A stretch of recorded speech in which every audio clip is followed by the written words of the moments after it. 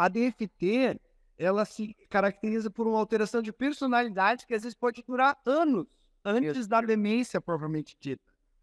E aí ela vai para vários caminhos. Ela vai para caminhos de tu não conseguir falar, de tu não conseguir interagir. Não é um caminho clássico da doença de Alzheimer, né? Felizmente, a DFT representa apenas 2% de todas as causas de demência, porque é uma demência muito difícil de tratar. As demências é um paradoxo, porque o paciente em si, ele não percebe-se doente. Então, o Alzheimer nada mais é do que uma resposta crônica a uma injúria que, em geral, se calcula vem de 17 a 20 anos lá atrás. Então, todo mundo que tem Alzheimer hoje, na verdade, a doença começou 20 anos antes. Tem muita gente que faz tudo errado e não vai ter Alzheimer. Tá? Porque nem todo mundo tem essa vulnerabilidade, então não é motivo para pânico. Mas, na dúvida, né, Leda, a gente tem que dar os 10 mil passos, ter uma dieta mais ou menos mediterrânea. Que bom que você veio aqui ao canal Leda Nagli assistir mais um vídeo. Aproveita, faz um comentário, dá um like, avisa seus amigos, compartilhe esse vídeo e fique à vontade para curtir. Voltei para conversar com o Dr. Pedro Neuro. Vamos falar de doenças que envolvem a demência, que ocasionam a perda progressiva de funções cerebrais. Enfim, vamos conversar sobre uma doença chamada DFT, uma doença neurodegenerativa, e que não tem cura, que acometeu o Bruce Willis, o grande ator, e mais recentemente a gente ficou sabendo que acometeu o Maurício Kubrusli. Aí, Pedro, como vai você? Eu não me arrisco a falar o seu sobrenome, não, vou deixar para você falar. Statsky, mas Pedro Neuro tá tudo bem, tudo mais fácil. Pedro, pois é, eu acho mais fácil também. E você está fora do Brasil, é isso? Tô aqui em Harvard, eu venho com frequência para estudo, para pesquisa, para conexão, porque eu fiz meu pós-doutorado aqui há muito tempo. Mas dessa vez eu vim aqui para uma coisa muito mais especial, para gravações, para as aulas da minha pós-graduação em saúde mental, que já vou dando um spoiler, mas o anúncio oficial é amanhã. Então já é uma coisa muito bacana poder estar falando contigo e poder estar falando Foi primeiríssima, então começa amanhã. E as pessoas se inscrevem, como é que funciona? Isso é para profissionais da saúde, amanhã vai ter mais detalhes. E foi uma coincidência incrível tu ter me convidado para essa live. Eu aqui, nossa, hoje fiz 2 entrevistas, aulas, e amanhã tem mais, depois da manhã tem mais, e o curso vai estar super completo. Muito bom, muito bom. Que bom. E eu vou começar te perguntando sobre essa DFT, porque, na verdade, enquanto foi o Bruce Willis, a gente ficou assim triste, né? Mas não tocou tanto a mim, por exemplo, como tocou o Maurício Kubrusli, com quem eu trabalhei e que acompanhei, não só trabalhei na TV Globo, como acompanhei as matérias dele. E é uma doença que deixa a gente muito triste, né? Porque a pessoa vai perdendo, é isso mesmo, a pessoa vai perdendo o contato com a realidade. A demência frontotemporal, também chamada de demência de Pick, ela é multiforme. Ela se apresenta de várias formas. E diferente do Alzheimer, que debuta com a desorientação, né, no espaço e no tempo, a DFT ela se caracteriza por uma alteração de personalidade que às vezes pode durar anos antes da demência propriamente dita. E aí ela vai para vários caminhos. Ela vai para caminhos de tu não conseguir falar, de tu não conseguir interagir. Não é um caminho clássico da doença de Alzheimer, né? Felizmente, a DFT representa apenas 2% de todas as causas de demência, porque é uma demência muito difícil de tratar. E é difícil de diagnosticar? Muito. Tanto que o diagnóstico ele vem excluindo outras coisas. Vai excluindo, primeiro, Alzheimer, que é 80% das demências, depois a vascular, que é 20%, ou seja, quase 100%, 10%. Depois tem a mista, que é um pouco de Alzheimer, um pouco de vascular, que fuma, que é hipertenso, aí tem microderames que geram demência. Depois tem uma demência muito interessante, que é uns 5%, que é a demência dos corpos de Levy, que é a demência de um outro ator famoso também, o Robin Williams. Lembra? Ah, é? Claro que lembro. Então, isso, que é uma demência que ela parece Parkinson. Ela começa com muita lentidão, quedas, alucinações, só que no início.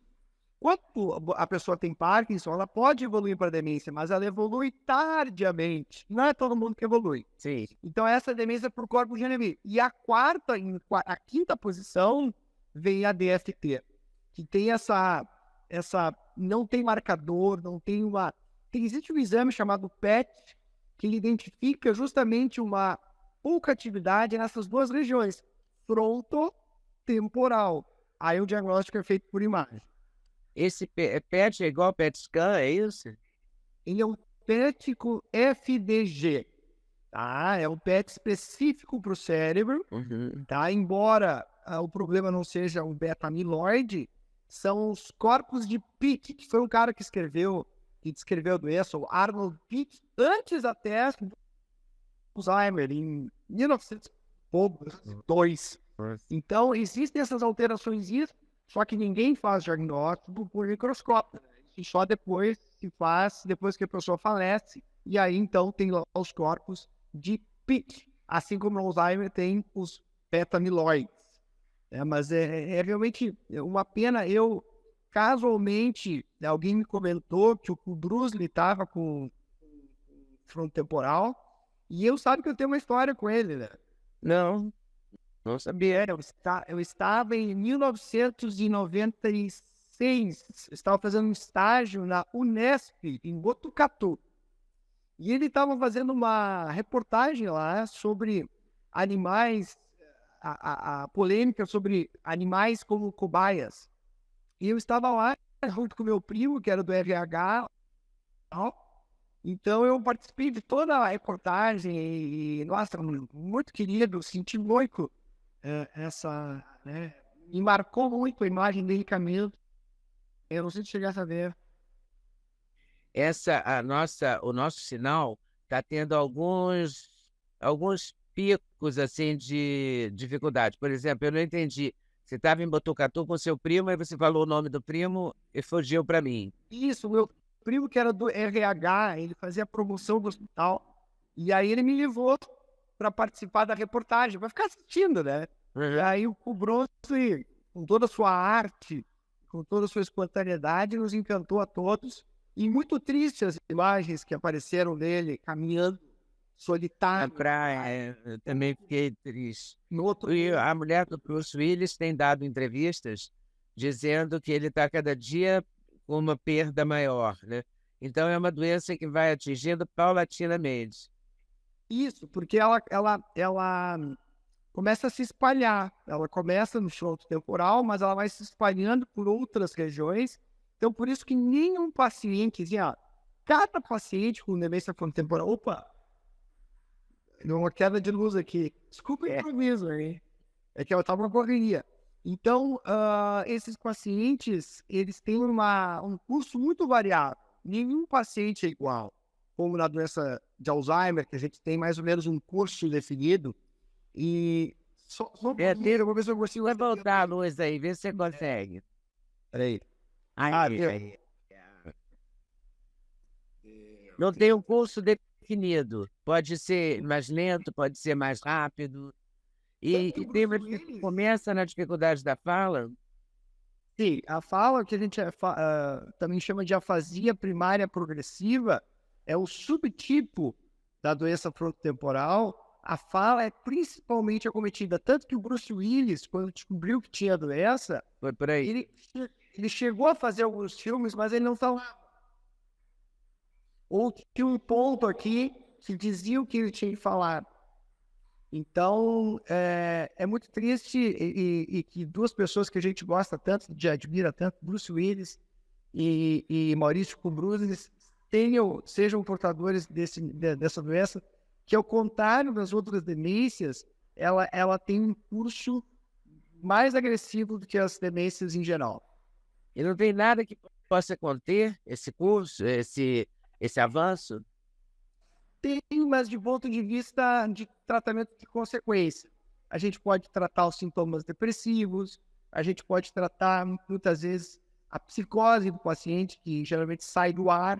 Existem os antipsicóticos, trazem ele para o ar. A terapia ocupacional também tem mostrado alguns efeitos nesse resgate do paciente para a realidade. Terapias comportamentais, é importante aí a família, né, o acolhimento da família, que no caso do Bruce Willis foi bem óbvio, né, que a família o acolheu. Então, de certa maneira, as demências é um paradoxo, porque o paciente em si, ele não percebe-se doente. Então a pessoa não tem consciência. Com raras exceções, a não ser as doenças de Alzheimer precoce, antes dos 60 anos, que a pessoa percebe. Na imensa maioria dos casos, os pacientes que vão no consultório, eles estão felizes, eles estão... Doutor, o que eu estou fazendo aqui? Vamos melhorar? Enfim, que acaba sofrendo mais É a família. é a família. A família. Oi, pessoal, passei aqui para dar uma dica. Sabe de quê? Do meu sexteto preferido. Vou te contar qual é. Começa com ômega 3, super fundamental. Magnésio, rei da saúde. Coenzima Q10 faz muito bem para o seu coração. Vitamina K2 com vitamina D3, uma combinação poderosíssima. E a querida cúrcuma, que ajuda nas dores articulares, ajuda a regenerar as suas articulações. Vem junto? O link está na descrição. Tem cupom LEDA5 que te dá desconto. Você não pode perder essa, de jeito nenhum. Hoje saiu uma matéria no Globo dizendo que 3 vacinas de rotina reduzem o risco de Alzheimer. A vacina TDAP, que é a vacina que protege contra tétano, difteria e coqueluche, a vacina pneumocócica e a vacina contra herpes zoster. Você tem alguma informação nesse sentido? Você acredita nisso? Eu não sei. Claro, porque a doença de Alzheimer, ela tem 6 tipos. Ela tem a doença que é inflamação, que é inflamatória, uma doença que é como se fosse um incêndio interno que respinga no cérebro. Tem o Alzheimer glicolítico, que é muita glicose, é o chamado cérebro açucarado, ou diabetes tipo 3. Tem o tipo misto, que é um pouco dos dois, inflamação e açúcar alto. E às vezes o paciente nem precisa ser diabético. Depois nós temos um tipo que é por trauma repetido. Tu lembra obviamente, do Muhammad Ali? Sim. Né, que teve um quadro demencial de tanto que ele apanhou. E inclusive até agora na Liga Americana de Futebol Americano, está se fazendo um painel genético para ver se a pessoa não tem uma predisposição ao Alzheimer. Do contrário, ele nem entra. Tá? Pois tem um tipo muito interessante, que é de toxinas do ambiente e toxinas internas. Uma toxina interna famosa da amálgama, onde sai o mercúrio e que impregna no cérebro e estimula a beta-amiloide, que é aquele marcador da doença de Alzheimer. Meu Deus, amálgama aqui nos anos, 50, 60, todo dentista fazia obturações com amálgama. Era a regra. Era. Existe um tipo que tem a ver com essas vacinas, que é o tipo de infecções aqui na face, especialmente herpes, o herpes tipo 1, a Chlamydia pneumoniae. Aqui na boca nós temos pelo menos 20 bactérias, mas a principal é por feromonas gengivais, e que todas elas têm um acesso irrestrito ao cérebro. E para quem não sabe, o beta-amiloide, que é a proteína que é criada no Alzheimer, ele é um antibiótico. Nossa. Então o Alzheimer nada mais é do que uma resposta crônica a uma injúria que, em geral, se calcula vem de 17 a 20 anos lá atrás. Então, todo mundo que tem Alzheimer hoje, na verdade, a doença começou 20 anos antes. Caramba! E a gente pode estar com essa doença em processo, é isso? É isso mesmo. Então, essas vacinas têm que matar esses vírus e bactérias para que o cérebro não responda de maneira equivocada. Porque o Alzheimer é um equívoco, é o cérebro tentando se defender, mas que acaba atacando a si mesmo. Assim mesmo. Acaba quase com a doença autoimune, é isso? Quase. É uma bela comparação. Embora não seja uma doença autoimune, é um equívoco parecido. Os dois estão equivocados. Pura. Você sabe que eu li essa matéria hoje, e escrevi para o meu clínico e ele confirmou que a vacina... Eu tomei a herpes zoster segunda-feira, eu acho, sábado, porque o meu clínico mandou tomar, porque está tendo muitos casos de herpes zoster, sobretudo depois do Covid, né? Mas a pneumocócica não tem no Brasil. E a França diz que ia voltar com ela em setembro, mas não tem nem sinal. E não tem há um tempão. Que tem que tomar 2 doses, né? Com diferença de 5 anos. E não é uma emergência, tá, Leda? Mas é algo que é recomendável em função dessa medicina funcional integrativa que ocorre na boca, o que ocorre no pulmão, o que ocorre no meu pâncreas, que é o caso da glicose, né? Uma disfunção pancreática. Tudo isso afeta, respinga em órgãos à distância. E essa é a base do nosso curso aqui de pós-graduação. É para justamente instrumentalizar as pessoas a ver o paciente como um todo. E não simplesmente porque tem uma doença cerebral, dar um remédio apenas cerebral, mas enxergar ele como um todo, saber que o microbioma é importante, que a inflamação, que a glicose, que o pâncreas, que o fígado, que o estresse oxidativo, que são os radicais livres, todos eles estão jogando papel da gênese de todas as demências, incluindo a frontotemporal. é uma loucura isso. Tem algum suplemento que pode combater ou que pode melhorar, tipo coenzima Q10, sei lá mais o que, como é que chama isso? Creatina, sei lá o que. Claro, os suplementos são super bem-vindos. É algo que também está no curso. A gente fala muito sobre suplementos para doenças neurodegenerativas, como é o caso da DFT e do Alzheimer. Porém, o nome já diz. Creatina e Eles não são substitutos, né, substitutos, né, do estilo de vida. O estilo de vida ainda é a maior arma contra a progressão dessas demências, mas nós temos uma série de ativos que a gente chama de suplementos, só que eles são dezenas e dezenas e dezenas. Se a gente for tomar todos, elas vão chocar. A gente vai acabar com o estômago, inclusive. E com o bolso. E com o bolso, com certeza.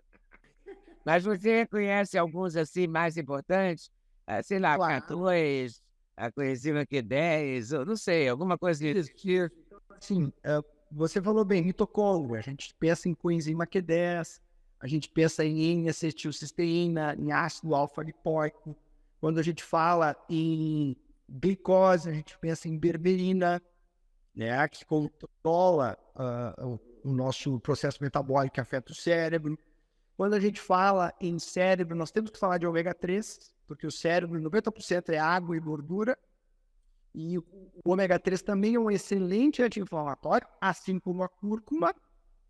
Nós temos que pensar em vitamina D, porque ela controla centenas de genes que têm reações no cérebro, assim como o magnésio, que participa de 300 reações que ocorrem dentro do cérebro. E aí vai depender do magnésio de pessoa para pessoa. As doses também vão depender de pessoa para pessoa. A proporção do ômega, se é mais EPA, se é mais DHA, de pessoa para pessoa. Nós estamos falando aqui de medicina personalizada. O meu objetivo aqui em Harvard, esse é o objetivo da minha vida. Então eu fico muito feliz de estar podendo, triste pelo Bruce, mas feliz por estar tendo essa oportunidade aqui de compartilhar isso. De compartilhar isso.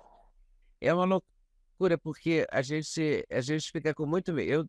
Eu sinto medo e sinto muita gente com medo do Alzheimer, né? É a grande paranoia, né? Sim. Porque é muito triste, né? E também porque as redes sociais têm mostrado muito isso, né? As estatísticas são muito ruins para o Alzheimer. Hoje, 1/3 dos idosos acima de 75 anos tem Alzheimer. Em 2050, Leda, a previsão é de que 50%, metade, 50%? em 2050. Caramba! E eu não sei se a gente vai estar lá para ver isso, mas Não, eu certamente não estarei, mas é preocupante. É muito preocupante, meu Deus. E também tem uma coisa hoje sobre derrames, pequenos derrames e tal, que também saiu hoje numa pesquisa. Eu vi hoje na imprensa, não sei se é de hoje isso, mas eu vi hoje que alguém, eu vi hoje no Globo também, dizendo que quem toma aspirina todo dia para prevenir AVC está, na verdade, fazendo como que atraindo um sangramento intracraniano, uma coisa assim. Faz algum sentido para você? Olha, é difícil, porque a aspirina, ela é É porque se ficar, a sensação que eu tive quando eu li a matéria é assim, se ficar o bicho pé, correr o bicho pé, que ficar o bicho come. aspirina, o problema da aspirina não é o sangramento cerebral, porque ela não é um anticoagulante, ela é um antiagregante plaquetário. Ou seja, ela deixa o sangue mais fino, mas não tão fino a ponto de sangrar. O problema da aspirina crônica, além da úlcera e da gastrite, é a disrupção do nosso segundo cérebro, Do intestino. Então, o uso crônico do AS, ou qualquer anti-inflamatório, o corticoide, que é o anti-inflamatório também, ele desequilibra esse nosso segundo cérebro e abre as portas, um portal do inferno, portal da inflamação, que, de novo, de acordo com a nossa vulnerabilidade genética, nosso cérebro. Agora, Leda, tem muita gente que faz tudo errado e não vai ter Alzheimer, tá? Porque nem todo mundo tem essa vulnerabilidade, então não é motivo para pânico. Mas, na dúvida, né, Leda, a gente tem que dar os 10 mil passos, ter uma dieta mais ou menos mediterrânea, né? Eu coloco no meu livro as 7 pérolas da alimentação. Respirar é uma coisa que aumenta o nosso hipocampo, que é uma estrutura responsável pelas nossas emoções e pela memória. A respiração bem feita, não estou falando de meditação, ela também aumenta a substância cinzenta, ela aumenta as sinapses, sinaptogênese, ela aumenta os neurônios, ela diminui o cortisol, ela diminui a pressão, ela diminui a frequência cardíaca, ela aumenta a testosterona. Meu Deus, eu costumo dizer que a respiração é uma neurocirurgia sem cortes, sem risco e sem custo. Nossa, eu não sabia que a respiração era tão importante. Muito importante. Ela pode ser feita dentro do Uber, ou na fila do supermercado. Não precisa ir para os Alpes tibetanos. Você fala parar e ficar respirando com atenção, é isso? Isso, a respiração diafragmática faz com que o oxigênio entre 30% a mais dentro do nosso corpo. E o nosso cérebro agradece. Caramba, respirar. Respirar pode ser um bom remédio. Olha, pessoal, que estão nos ouvindo, invista na respiração, mas invista sério. Porque no fundo, Leda, todo mundo desdenha a respiração. As pessoas não levam, elas acreditam, acham legal, mas na hora do vamos ver, parece que isso não é para mim. Não sejam deles. Não cometa esse erro de achar que a respiração não é importante. Você falou que pode ser dentro do Uber. Você pode ficar lá concentrado e ficar respirando certinho. E prestando atenção, né, na respiração. A barriga, o abdômen, ela tem que inflar como um balão. E depois ela tem que desinflar bem forte. E o tórax ele tem que ficar relativamente quieto. Tá? Essa é a respiração diafragmática. Isso a gente começa treinando, colocando um livro em cima da barriga e fazendo isso no chão. Então, a respiração pode ser feita em pé, no chão, caminhando. Isso vai depender muito da experiência com que a pessoa vai adquirindo ao longo da trajetória. É um treinamento, na verdade. É uma musculação, eu diria uma musculação cerebral. Que barato. Muito interessante isso. E você acredita na meditação também? Deve muito como dedução lógica, porque a respiração e a meditação são primas irmãs, né, na São verdade. primas irmãs, exatamente, é um estágio a mais. Aí sim, a meditação, ela demanda uma preparação, um tempo um pouco mais longo, é mais complexo. Mas, olha, o bom não é inimigo do perfeito, uma bela respirada, 3 a 5 minutos por dia, vai ajudar bastante, muita gente aí que tem, entre outras coisas, vulnerabilidades para doenças, é super recomendável. Reduz a pressão também, os pacientes que, né, ou seja, reduz a demência vascular, que é essa demência dos microderrames. É bem interessante, né? Me diz uma coisa, a respiração, o açúcar é o inimigo, né, é realmente um veneno, né? É, Porque eu não sabia que tinha um Alzheimer ligado ao consumo, ao alto consumo de açúcar. Isso para mim é. foi muito forte. Cada pico de açúcar que a gente tem, e ele ocorre 2 horas depois de uma refeição, a gente tem um pico de inflamação. E essa inflamação, para algumas pessoas, é um chute no cérebro. Aí é 1, é 2, é 3, é 4, é 5, multiplica por 70 anos. Isso tudo é demais para o cérebro. Os neurônios, eles ficam como se eles tivessem uma folha de papel filtro entre eles. O cérebro fica caramelizado, açucarado. Existem várias formas da gente mitigar esse problema. E uma delas, eu até falei já nas minhas redes, e tem estudos muito incríveis, meta-análises, são fortes evidências, por exemplo, do vinagre de maçã. O vinagre de maçã, se ele for ingerido 1 colher num copo como esse, antes de uma refeição, ele achata esse pico de glicose aqui, ó. Sim, ele fica assim. E você, Dura. eu gosto do vinagre de maçã. É um simples, tão bobinha, né?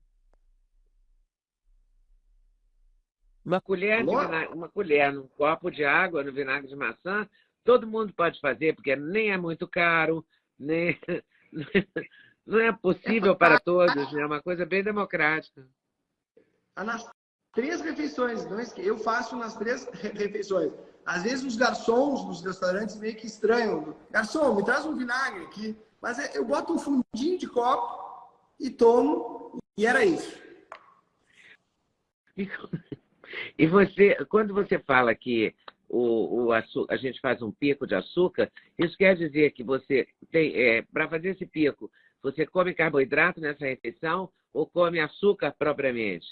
Você pode Existem não 5 comer um passos. pudim, por exemplo. Aí você come inhame, tomate, batata baroa, arroz, carne. Hipoteticamente, Eu falei você só faz um sobre pico de vinagre. açúcar com essa refeição também? Ou só se você comer uma sobremesa açucarada?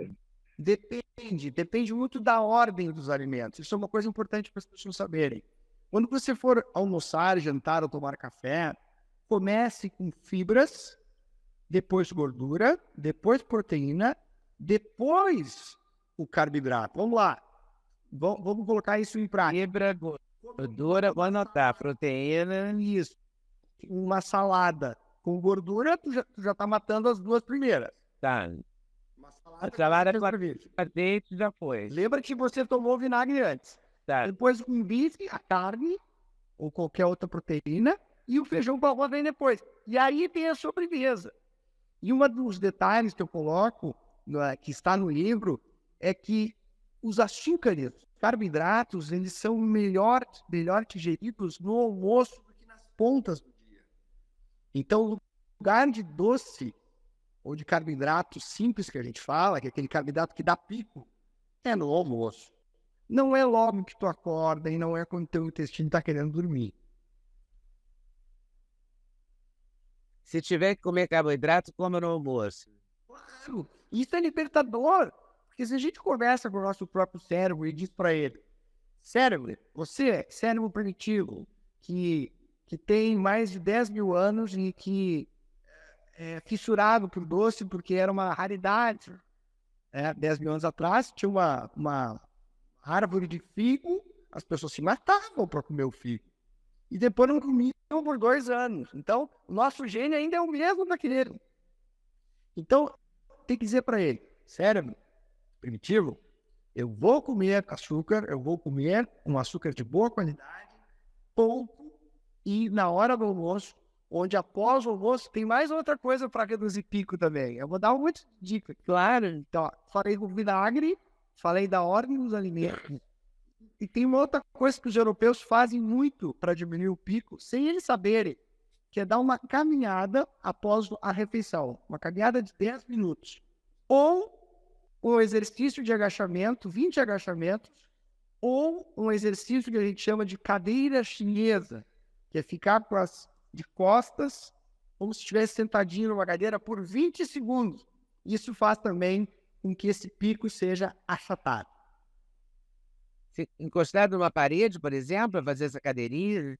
Isso, a gente faz uma cadeirinha. Eu, por exemplo, já me aconteceu de eu estar num jantar com amigos e pedir licença depois da janta para ir no banheiro, mas para fazer um agachamento ou uma prancha, não para fazer aquilo que você deve estar pensando. Não, agachamento eu não conseguiria com o joelho que eu tenho, mas esse caminhar depois por 10 minutos é possível. É possível. Mesmo que tenha que ser conquistado, né? Não sei se 10 minutos numa casa a gente consegue dentro do apartamento. Dá uma volta pelas escadas, dá uma volta na quadra. Essa é a vantagem dos europeus, né? Todos eles vivem em casas perto da rua e eles caminham muito. Eu morei 4 anos na Europa, mas 2 deles foram em Barcelona. E as pessoas caminhavam muito. E realmente, sai na rua em Barcelona, tu vê pouca gente com síndrome metabólica. O que é síndrome metabólica? Hipertensão, diabetes, obesidade, açúcar alto, etc. Mas às vezes você está fora do peso e tal, e seu exame dá outra coisa, né? Tá tudo bem, teoricamente. Eu fico muito Cuidado, impressionada com isso. pode acontecer da pessoa ter tudo para ter uma síndrome metabólica, ou seja, uma barriga para a mulher maior do que 80 e para o homem maior do que 94. Isso põe a mulher e o homem muito em risco de inflamação, ok? E os exames estarem bem. Por que isso acontece? Porque o corpo dessa pessoa ainda está compensando muito, mas ele vai cansar. Então, atenção, pessoal que está nos ouvindo, pegue uma fita métrica e mensure a sua barriga, no nível do umbigo. Mulheres, tem que estar abaixo de 80. Acima disso, é muito arriscado, é inflamação. Homens, tem que estar abaixo de 94. Senão é muito arriscado. A inflamação, entre o dano próprio da inflamação, ela liga genes. Olha só que loucura. Ela provoca situações de doenças. Inflamação e açúcar. As duas se potencializam, eu diria que são os 2 grandes vilões da humanidade. Não dá para dizer que o Maurício Brusley tinha muito açúcar, tinha muita inflamação, porque algumas doenças genéticas têm uma penetrância tão grande, o gene penetra de maneira tão forte, que mesmo fazendo tudo bem, essa pessoa pode evoluir para um quadro neurodegenerativo. Infelizmente. Embora, se a pessoa se cuidar, ela pode fazer com que esse quadro seja mais tarde e além. O se cuidar, o se comprometer com essa questão é muito importante. Você tem que estar comprometido com a comida, não dá mais para ser distraído com nada, né? Essa é a verdade, Leda, é criar um ambiente que só tem opção boa. Então, por exemplo, se você mora numa casa onde não tem carro, você vai ter que caminhar. Se você mora numa casa onde não tem televisão no quarto, você vai ter uma tendência a dormir bem. Se você mora numa casa onde as pessoas costumam se servir no fogão, você vai ter uma chance maior de comer menos. Se você está numa casa onde você abre a geladeira e só tem comida boa, mesmo que você esteja estressado, você vai comer comida boa. Então, no final, o ambiente é que nem o cassino. Ele sempre leva a banca. É importante não ter as coisas, né? Não ter tanto açúcar, não ter tantas coisas boas. Mas a gente pode também, sei lá, fazer coisas tipo tirar a sobremesa, eliminar coisas. né? Pequenas Eliminar coisas, coisas. às vezes, é o que eu falei, o bom não é inimigo do perfeito. Mas, às vezes, um pequeno detalhe pode fazer diferença na vida de pessoas predispostas. E não é só a questão do Alzheimer, é questão de qualidade de vida também, né, Leda? A gente poder morrer com dignidade, morrer tranquilo, dormindo, depois de uma noite, um jantar com toda a família. Que coisa bonita. Você é engraçado, Pedro. Nunca tinha pensado nisso. No caso de, no caso de ter alguma doença degenerativa, nesse caso que a gente falou, da doença, como é que chama? DFT, né? Pronto, tal. Como é que é mesmo? É a demência frontotemporal. Frontotemporal. Nesse caso, é uma junta médica? São várias pessoas que atuam? Ou é neurologista? A gente tem que afastar a doença de Alzheimer, porque aí ela é muito frequente. Então, às vezes é um Alzheimer diferentão, e tu acha que é demência frontotemporal, mas é Alzheimer. Diferente. Então tem que fazer os exames para Alzheimer, que são esses exames que podem ser por punção lombar, exames de imagem nuclear, ou às vezes até exames genéticos podem ajudar. Inclusive no DFT, em um bom número de pacientes, existe um gene que pode ajudar a fazer o diagnóstico, é o C9orf72. Sim, mas não adianta, faz o diagnóstico, não tem como impedir, né? Isso fica mais, é mais útil para a prole, não tanto para o paciente. E o paciente não percebe, né? Tem pacientes que precisam que a água suba até a narina para fazer algo em prol da sua saúde. Você sabe bem como o ser humano funciona. Então, alguns pacientes meus, quando descobrem que tem alguma predisposição, eles acabam perdendo 30 quilos de medo. Então, vai muito de pessoa para pessoa. Tem paciente que me olha, doutor, eu não quero saber se eu tenho gene do Alzheimer, não. Porque eu vou fazer o que tiver que ser feito, independente do resultado do exame. Aí, para esses, eu não indico uma investigação mais profunda. Você tem que sentir se a pessoa vai usufruir dessa investigação, né? Exatamente. E você falou em emagrecer 30 quilos. Então, emagrecer é importante para não ter essas doenças degenerativas. Porque o emagrecimento ele faz reduzir aquela cintura. E aquela cintura aumentada, ela está associada com deposição de gordura visceral. O que é isso? É uma gordura que ela não está no subcutâneo, ela está lá dentro. Ela está lá no fígado, ela está nas vísceras. E essa gordura que inflama pra caramba e que mata. Mata em ponto de vista cardiovascular. Então, o emagrecimento, ele vem para isso também.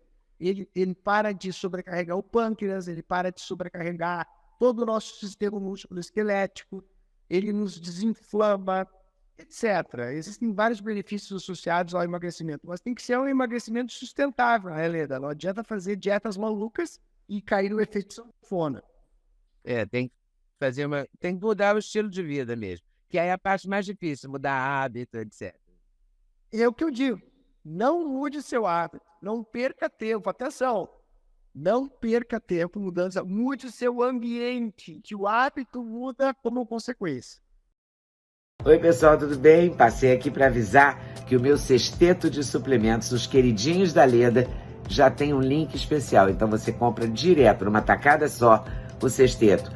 Sim, você pode acrescentar colágeno, você pode acrescentar melatonina, tudo depende da sua escolha, mas dormir bem é o melhor negócio, pode acreditar em mim.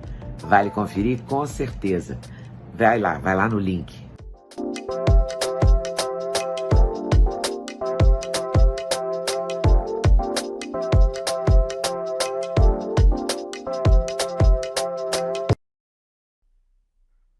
A geladeira com coisas menos gostosas. O que mais? Tem gente que fala, por exemplo, você pode colocar pratos menores na sua casa para que você se sirva menos. Você pode colocar Na minha casa, por exemplo, nós assistimos televisão em puffs e nós não usamos controle. Então, cada vez que a gente quer mudar o canal, a gente tem que se levantar. Juro. Então, ou seja, nós estamos mudando o ambiente para que, sem pensar, a gente esteja fazendo coisas que conspirem a favor da criação da saúde. Porque quando a gente cria a saúde, a gente afasta a doença. A gente deixa a doença para onde ela merece estar, que é lá na 9ª década. Depois nós falamos. Deixar para depois, muito bom. Gostei dessa filosofia. Deixa a doença lá para a 9ª década, ok. Obrigada, Pedro. Muito obrigada. Obrigado pela oportunidade e, mais uma vez, parabéns pela tua inquietude, a tua força. Eu te vejo fazendo uma série de aportes, de compartilhamentos de informações que tornam a vida das pessoas muito melhor que são. Parabéns. Tomara, muito obrigada. Tomara que seja assim mesmo. Você contribuiu muito obrigada mesmo. Valeu. Eu que agradeço. Boa sorte aí nas entrevistas de amanhã. Valeu, tchau. E no lançamento do curso, né? Claro. Isso. Fique atento. Tá bom. Um abração. Tchau. Muito obrigada por ter assistido mais um vídeo no meu canal.